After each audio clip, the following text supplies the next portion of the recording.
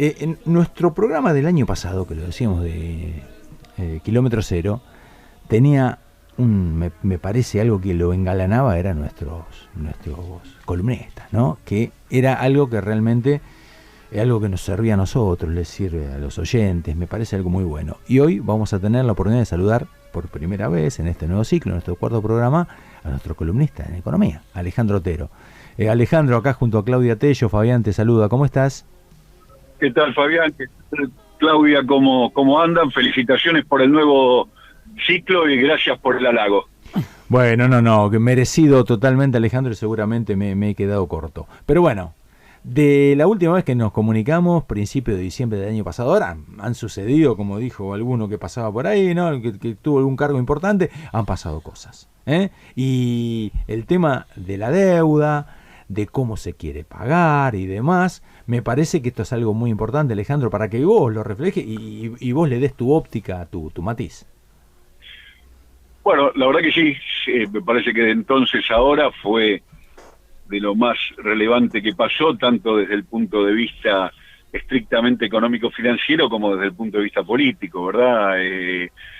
Hay opiniones divergentes al interior del mismo oficialismo sobre las bondades del acuerdo, quienes piensan que es un buen acuerdo, fundamentalmente porque desplaza a la deuda como un obstáculo, como un condicionante muy fuerte para cualquier política de desarrollo y permite ganar tiempo, 3-4 años sin desembolsos para recuperar y mejorar las condiciones que generaron en detrimento del pueblo argentino las políticas del macrismo, ¿verdad? Y por otro lado, quienes desde el mismo oficialismo cuestionan, planteando que podría haberse logrado un acuerdo mejor o que habría que haber planteado la ilegitimidad de la deuda y del accionar del fondo al momento de dar el crédito y generar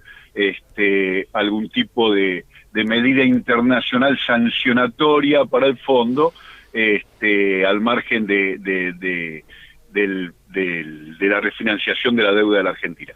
Ahora, más allá de eso, que fue un debate bastante áspero, a mí me parece muy interesante el proyecto que acaban de impulsar los senadores oficialistas para que la paguen los que la fugaron, para decirlo rápido, porque me parece que viene a saldar ese debate, ¿no? Donde, más allá de que hay un sector que piensa que el acuerdo es bueno y otro que no tanto, o que el acuerdo es positivo o es lo mejor que se podía lograr en estas condiciones y otros que no tanto, esto de alguna manera supera o salda superando esas diferencias, poniendo el eje en algo que es lo central de esta cuestión, que es, bueno, ¿quién va a pagar esta fiesta en detrimento del pueblo argentino que montó el macrismo, ¿no? Esa es la cuestión. Y entonces este proyecto que busca que la paguen fundamentalmente aquellos que se beneficiaron de este dispositivo perverso del macrismo de endeudar al país para financiar la fuga que podían realizar unos pocos, porque en definitiva se trata de un puñado de un puñado de decenas de miles de personas, sean empresas o sean personas humanas, que pudieron aprovechar esto en su beneficio, pasándole la factura de esa fiestita al conjunto del pueblo argentino. Entonces me parece muy interesante esta iniciativa porque cohesionó internamente en lo político desde el punto de vista estrictamente económico-financiero, es por un lado de justicia, ¿no? Recarga el peso sobre aquellos que se beneficiaron. Y por otro lado, desde un punto de vista más técnico, si vos querés, alivia las divisas, porque al poner la atención sobre aquellos fondos o activos que se encuentran en el exterior y poner el acento en que debe ser pagado con dólares del exterior, no hay sacrificio de las reservas y los activos radicados en el país. Así que me parece una iniciativa muy interesante que, insisto, salda este debate áspero que se dio al interior del del oficialismo. Por supuesto, no cabía esperar otra cosa, con un desparpajo realmente sorprendente. El macrismo, que es el responsable de toda esta fiesta, rechaza el proyecto imputándole diversas cosas, pero naturalmente no hace más que confirmar cuáles fueron las verdaderas intenciones de esa política, ¿no? Endeudar al país para que, por un lado, el peso de la deuda condicione, impida cualquier política de desarrollo, y por otro lado descargar el peso del pago de esa deuda sobre el conjunto del pueblo argentino, ¿verdad? Alejandro, ¿qué tal? Cuando se enunció por parte justamente de Cristina Fernández, de Kirchner, la idea de que se fuera por los recursos fugados, ¿no? por las divisas fugadas, pareció como que era como de difícil concreción. Ahora, después, leyendo algunos de los elementos que se pusieron en juego para la discusión de ese proyecto de ley, aparecía como que sí era posible. ¿Qué es lo que hay, digamos, para los que conocen más cómo se mueve toda estas divisas, este capital? ¿Qué hay de posible para conseguir esto que se está planteando, ¿no? Que la paguen lo que la fugaron? Bueno, a ver, varias preguntas. Efectivamente, como decís, esta iniciativa de Cristina fue muy acertada, por varias razones. En primer lugar, porque agrega algunas figuras procedimentales que facilitan el cobro. Básicamente hay dos. Una es la figura del colaborador, es decir, que aquellas personas que tienen información sensible que permiten localizar estos activos no declarados radicados en el exterior pueden hacer un aporte importante. Esta es una figura que no existe en la legislación argentina, pero sí existe en la legislación internacional. Ajá. Y por otro lado, la figura de darle un efecto devolutivo, para decirlo técnicamente, a lo que son las apelaciones sobre los reclamos de deudas tributarias. Esto por ahí es un poco más complejo, pero vale la pena detenerse un minuto porque es algo que por ahí el gran público no conoce. Una de las cosas que hace difícil recaudar impuestos de los más acaudalados, sean personas humanas o personas jurídicas, sea en la Argentina o en el mundo, este es un problema mundial, es que tienen una gran sofisticación para generar procesos de lo que se llama planeamiento fiscal nocivo, es decir, sí, planifican sus acciones aprovechando una estructura compleja y sofisticada de estructuras jurídicas, de sociedades que van ocultando a los verdaderos beneficiarios y que van disimulando y distribuyendo las utilidades o los ingresos de un modo que le resulte conveniente para, en definitiva, no pagar impuestos aprovechando los paraísos fiscales o las jurisdicciones que tienen baja o nula tributación. Este es un primer asunto que hace difícil la cuestión en el mundo. Pero, sí, segundo asunto, que cuando uno detecta, cuando el fisco, sea en la Argentina o en el mundo, detecta esas maniobras, y entonces va por el cobro, por lo que corresponde cobrar, entonces ahí aparecen que en el caso particular de la Argentina hay algunos incentivos para estos evasores, para que ellos sigan dilatando el pago, ¿no? Claro. Algunos de esos incentivos tienen que ver con nuestra historia, ¿no? Tiene que ver con que, bueno, cada tanto salen perdones, moratorias, y entonces en definitiva dicen, bueno, pateemos para adelante porque de alguna manera voy a zafar, o del todo, de la multa, o de las penalidades. Y por otro lado están las devaluaciones de la Argentina, ¿no? Que hacen que lo que hoy es una deuda que puede significar $1 millón en términos de pesos, dado el tipo de cambio, dentro de pocos años, dadas las devaluaciones, como la deuda sigue siendo en pesos, sí, en dólares puede significar menos de la mitad, ¿verdad? Entonces claro, también ahí tienen un incentivo económico financiero a dilatar. Pero también el propio procedimiento, ¿por qué? Porque el fisco les reclama, y bueno, y tienen por supuesto, como en cualquier controversia, el derecho de apelar los contribuyentes, pero al apelar es gratis y posponen el pago, ¿verdad? Entonces está esa posibilidad que hace gratis seguir litigando contra el fisco. Y este proyecto cambia eso y dice, bueno, no, si usted quiere litigar, está muy bien, siga litigando y siga discutiendo, pero primero pague. Primero pague, y si después usted gana, entonces se le devolverá. Pero primero pague. Esto es una novedad muy, muy importante en nuestra materia procedimental en la Argentina, que creo que es un avance muy importante. Y por otro lado, me parece que esta iniciativa, además de incorporar estas dos cosas, que son los aportes concretos que trae para facilitar el cobro, se suma a otras medidas. Por ahí esto también fue algo que no se difundió lo suficiente, porque parece que esta fuera como la primera iniciativa del gobierno, y no es así, digamos, es una iniciativa que se suma a varias otras cosas que se fueron haciendo para que el peso de la fiesta del macrismo la paguen los que más tienen. Por ejemplo, cuando el ejemplo más evidente es el aporte solidario del año pasado, ¿verdad? Sí.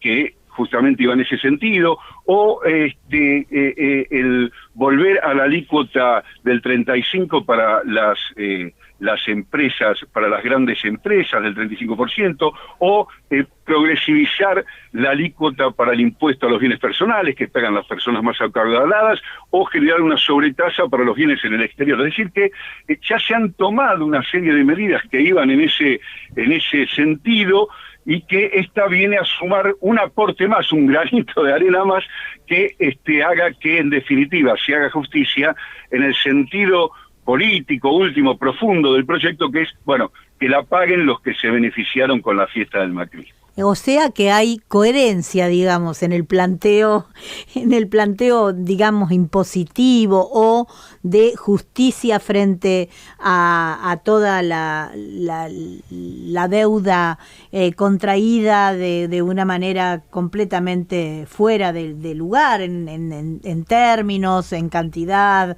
en procedimientos. Hay una coherencia del gobierno en esta temática y que está teniendo resultados, entiendo. Efectivamente, en ese sentido es que digo, agrega una medida más que va en ese sentido, está poniendo el foco no en lo impositivo, sí en cuanto a centrar el foco en aquellos que la fugaron, claro, ¿no? Aquellos que aprovecharon la deuda para fugarla, lo que hace es mejorar el procedimiento que existe para cobrar en la Argentina. Claro, ¿no? Yo me refería así a cómo se recauda en realidad, ¿no? A la posibilidad de recaudar por distintas vías lo que corresponde sería. Efectivamente. Y entendemos en esto, Alejandro, como por ejemplo, nosotros habíamos hablado un cachetito, no queremos ir mucho en el reclamo, porque lo hacen muchos economistas de la oposición, algunos comunicadores, y por ejemplo, como decían en el reclamo ese del campo, tractorazo el día sábado, que nos devuelvan el país otra vez o que nos traigan el país de nuevo. Lo que quieren ellos es que nadie vaya sobre ellos, es hacer lo que quieren, fugar y hacer lo que quieren con la guita de todos los argentinos. Bueno, la verdad que ese episodio es realmente sorprendente, ¿no? Plantean directa y lisa y llanamente la rebelión fiscal, es decir, la negación a contribuir en favor del financiamiento de las políticas públicas que hacen al bienestar de todos los argentinos. Una cosa que no es nueva, este es un episodio más en la historia, en particular el sector agroexportador históricamente se ha negado a tributar. Cuando uno los escucha, ¿no? Pareciera que son los grandes financiadores del Estado, y vos sabés que en eso han logrado cierto éxito porque hay una enorme confusión, pero la verdad de la milanesa, cuando uno mira las finanzas públicas, es que casi 8 de cada 10 pesos que ingresan a las arcas del Estado y que financian el desenvolvimiento del Estado a todo nivel, sí, nacional, provincial y municipal, 8 de cada 10 pesos provienen del mercado interno. Claro. Es decir, son producto de impuestos como el IVA, ganancias, los recursos de la seguridad social y débitos y crédito bancario. Básicamente, esos 4 tributos aportan la mayoría. Se habla de 160 impuestos, que es otro disparate, pero que en realidad son 4 tributos los que aportan casi 8 de cada 10 pesos, como decíamos. Y fíjate que esos 4 tributos, el IVA, el impuesto a las ganancias, los recursos de la seguridad social, que son los aportes y contribuciones sobre la nómina salarial, y débitos y créditos bancarios, que es el mal llamado impuesto al cheque, son todos gravámenes que están atados al desenvolvimiento del mercado interno, que si el país un día dejara de exportar, igual van a seguir recaudándose, porque están relacionados con el desenvolvimiento de la economía doméstica, de lo que pasa fronteras adentro del país. Sin embargo, cuando uno escucha al campo parece que fueran ellos, y entonces uno dice, bueno, pero entonces aportan como mucho el 20, sí, pero además del 20, la mitad de eso casi proviene de los aportes de las importaciones que requiere la Argentina y no de las exportaciones. Así que las exportaciones, los famosos derechos de exportación, aportan como mucho el 10% del total en la Argentina. Eso sí, en el siglo XIX, en la Argentina agroexportadora, era exactamente al revés. Más del 80% lo aportaban las exportaciones. En aquel momento, la Argentina era otro país. Pero eso ha cambiado muy, muy mucho hoy. Sin embargo, tienen esta tesitura. Pero bueno, eso responde a una cuestión más profunda, más difícil, una cuestión no saldada o mal traída, digamos, a lo largo de la historia de la Argentina, que es que para los sectores agroexportadores, y esto no tiene que ver con ninguna condición moral o juicio de algún tipo filosófico, es sencillamente una cuestión de interés económico. Para los sectores agroexportadores, lo mejor que les podría suceder es que exista un país desierto que produzca lo que ellos exportan. Porque en la medida que existe una población que consume parte de lo que ellos exportan, bueno, les genera un problema, ¿verdad? Porque les deja menos saldos exportables. Y entonces una población que reclama impuestos sobre eso también es una molestia porque le encarece los costos. Y además una población que quiere consumir lo que produce localmente, gracias a la bendición que tienen las tierras del país como una de las más fértiles del mundo, a costos accesibles, bueno, también son una molestia porque ellos preferirían vender en todas partes del mundo los alimentos a los costos internacionales, solo que eso es un verdadero disparate, porque pedirle a la Argentina, que es un país productor de alimentos y exportador de alimentos, que se comporte como si fuera un país, como son la mayoría, importador de alimentos, es verdaderamente una pretensión desmedida, ¿verdad? Justamente los argentinos, porque tenemos las condiciones que tenemos, tendríamos que gozar del acceso a alimentos baratos, y lo que nos sucede es exactamente lo contrario. Claro, ¿Por qué no es exactamente lo contrario? Porque este sector, históricamente, y con esto termino, tuvo esa tesitura. Vos fijate, Rodolfo Walsh, en aquella famosa carta a la dictadura militar, que le terminó costando su desaparición. Él citaba a Celedonio Pereda. No sé si ustedes recuerdan o saben quién fue Celedonio Pereda. Celedonio Pereda era el presidente de la Sociedad Rural cuando la dictadura. Y Rodolfo Walsh lo cita diciendo, con ironía, ¿no? Obviamente lo cita, o más bien como denuncia, Celedonio Pereda decía, desafiante, ¿quién dijo que en la Argentina los alimentos tienen que ser baratos?